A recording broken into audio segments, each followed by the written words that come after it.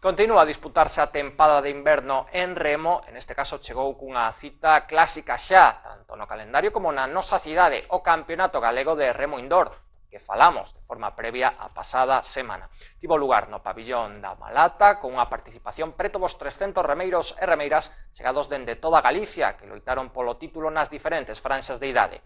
Entre todos e cartel, boa actuación dos nosos que demostraron unha vez máis que neste deporte pintan e moito a nivel galego. A estas alturas da película estamos acostumados aos éxitos dos nosos remeiros na auga, pero nos últimos tempos o comezamos a estar tamén dos éxitos fora da auga. E que o remo indoor segue a liña marcada polo seu irmán maior deixa boas novas para o deporte comarcal. Neste caso procedentes dunha cita que vai consolidándose segundo aumentan as súas edicións, que ten a Ferrol, o pabillón municipal da Malata, como un escenario idóneo onde repetir ano tras ano. De feito, no Polideportivo Departamental xa disputouse recentemente o provincial desta disciplina. Cunha actividade continua, en sesión de mañá e de tarde, este galego deixou un gran sabor de boca a todos e un balance positivo para os clubes de Ferrol, Narón ou Ares, por citar a algúns que non pararon de subir o podio. O abano de idades que tomou parte da cita foi moi amplio, dende os alevíns, nados no ano 2000 e posteriores, ata os veteráns, nados no 1982 e anteriores. As distancias de cubrir sempre varían dependendo destas idades, indo dos 500 metros no caso dos máis pequenos, aos 2000 nas categorías raíñas. Para dar conta dos metais logrados habería que coller a calculadora e esgotaríamos o tempo do programa. Foron casi 30 preseas, así que resumimos. A título individual, a cousa foi mellor segundo íamos baixando a idade. Senior e veteráns non se rascou nada, pero os podiums apareceron xa cos junior. Ángel Saavedra de San Felipe venceu, mentres que o Clube de Remo Ares destacou no cadro feminino cunha prata e un bronce. As rapazas aresanas seguiron ben en cadetes gracias a un terceiro posto de Nerea Vázquez. O protagonismo en infantis masculinos foi para a Cabana. Alejandro López e Daniel Cenalmor fixeron un dobrete tras unha loita moi axustada. Entre as nenas, Ares volveu mandar, levándose tamén o título en alevíns masculinos por medio de Santiago Gómez, que superou a Pablo Couselo da Cabana. Para o turno de tarde quedaron xa os relevos. A cousa foi tamén ou mellor. En senior masculino, a embarcación de Narón A quedou co bronce, mentres que no cadro feminino, monopolio comarcal, con triunfo da Cabana, segundo posto para San Felipe, terceiro para Ares. Entre os junior, as aresanas reinaron e os aresanos fixeron o mesmo xusto por diante de San Felipe, o clube organizador. Na franxa de idade cadete temos que dar conta doutro metal máis, de novo protagonizado polas nenas de Ares, que quedaron coa prata e non co ouro, por só 2 décimas. En infantís masculinos, Ferrol subiu máis alto do podium por medio da Cabana. As súas compañeras foron segundas por detrás de Mugardos e por diante de Narón. Pecharon o balance os alevíns, onde a canteira da Cabana volveu a lucirse cun ouro entre os rapaces e un bronce entre as rapazas. Non pode haber, polo tanto, queixa da actuación dos nosos que demostraron na casa a súa calidade medíndose ante os mellores especialistas de Galicia.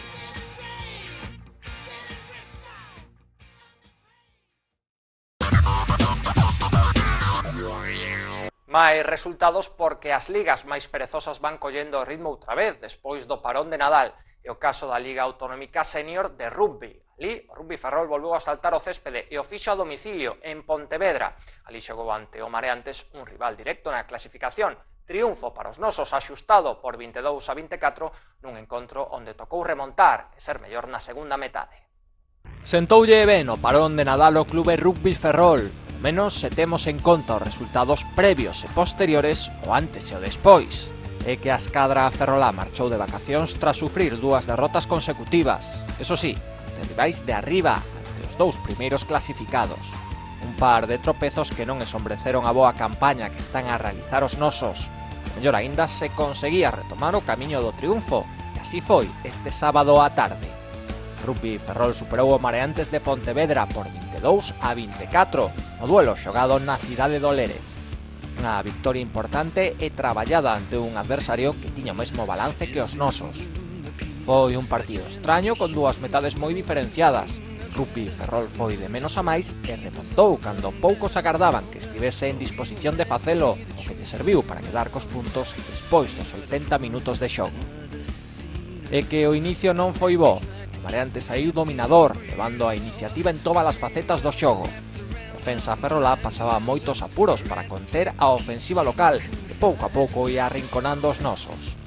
Ferrol tamén tocoulle xogar 10 minutos en inferioridade, o que aumentou aínda máis a presión. 2 ensaios e un golpe de castigo colocaron o 15-0 para os de Pontevedra, un marcador que para moitos podía ser definitivo. Pero non o foi. Rugby Ferrol trocou radicalmente tras o descanso e seu ataque principiou a cobrar un protagonismo que ata o momento non tivera. Súas posesións eran moito máis longas e chegaban acompañadas dunha profundidade que meteu o medo no corpo ao seu rival. 3 ensaios case consecutivos coas súas respectivas transformacións culminaron a remontada, colocando o 15-24. O máis difícil estaba feito, pero o partido non acabará nin moito menos, e aínda habería que sufrir. A falta de só 5 minutos, o Mareante sacadou 7 novos puntos que deixaban un apretado 22-24. Calquera golpe de castigo podería deixar coa mel nos beitos os nosos, e neses intres finais souberon xogar as súas bazas, deixar o balón da zona perigosa e limar minutos en campo contrario. O suficiente para que o partido rematase e os puntos regresasen de volta á cidade departamental. De novo, se golean un triunfo os homes do Ferrol, deses que saben moito mellor tras ver como a cousa estivo case perdida. Si se curta esa xeira de resultados negativos, se afronta con optimismo a vindeira cita. Esta será a primeira da segunda volta. Toca desplazarse outra vez, fora a Ourense para medirse co Campus, que é cuarto, 2 puntos máis cos nosos, que son quintos. Un duelo entre escadras que están a facelo ben e desexan continuar nesa liña. Na ida, os das Burgas levaron a victoria da Malata. Os nosos buscarán este fin de semana devolverlles a xogada.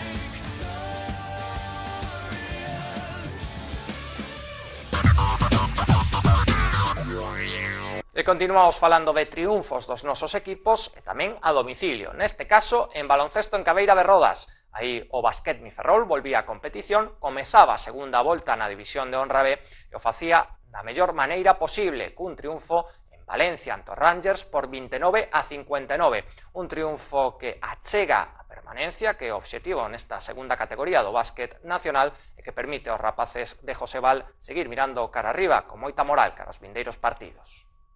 O Abeconsa Basquetmi Ferrol sabía que o partido ante os Rangers de Valencia era moi importante para os seus intereses. Por iso, non descuidou a súa preparación nas datas de Nadal e traballou arreo para chegar nun bo estado de forma pese ás baixas e os kilómetros de viaxe que se terían que meter no corpo. O traballo tivo a súa recompensa. 29-59 venceron os nosos, foron mellores en todo momento, un rival experto e veterán xa derrotaran en Ferrol. Non hai mellor xeito de comezar a segunda volta desta división de honra B. O objetivo dos ferroláns é garantir a permanencia o antes posible e logo disfrutar dos partidos para intentar acadar a mellor posición que poidan. Polo momento van polo bo camiño. A priori o potencial do Basquetmi era superior, se o dicía a clasificación e o partido da primeira volta, pero os choques lonxe do ensanche sempre poden complicarse, principalmente porque é habitual que os adversarios teñan máis xogadores na rotación. Pero a expedición departamental foi bastante numerosa, digo claro que había que mandar dende o principio. Por iso, no primeiro cuarto, notouse a súa superioridade, máis no xogo que no resultado, xa que un erro puntual deixou a vantaxe do Basquetmi en 5 puntos. No segundo período, os ferroláns saíron buscando sentenciar e aforrarse sustos innecesarios. A súa defensa foi un pesadelo para os levantinos e ataque atoparon camiños sinxelos para sumar. 15-30, que chegouse o tempo de lecer, parecía definitivo para un Rangers que principiaba a baixar os brazos. Eso sí, os homes dirixidos por Josebal non querían baixar o pistón e saíron do parón sen relaxarse. Pararon ben o derradeiro arreón dos valencianos para manter as distancias. Un arreón que pasou factura aos locais, que chegaron fundidos ao cuarto parcial, onde o Basquetmi fixo un monólogo baloncestístico para deixar eses 30 puntos de diferenza entre un e outro. Pedro Paz con 20 puntos e Romero con 15 convertiron as referencias en ataque, mentres que todo o equipo sumou en labores defensivas. Con esta victoria, os ferroláns se manteñen na parte media alta da táboa. Levan 10 partidos e o seu balance está equilibrado, suman 5 triunfos e outras tantas derrotas. O mellor é que meten terra de por medio con respecto aos de abaixo. 3 partidos dañados lle separa de Valencia e Girona, 5 do colista o Elche. Con repetir os resultados da primeira volta, o basquetbol vivirá tranquilo nos meses que quedan de competición. Agora terán unha boa ocasión para seguir avanzando no obxectivo. Recibirán no pabillón do Ensanche o Clubemi de Almería, que está xusto por detrás na táboa.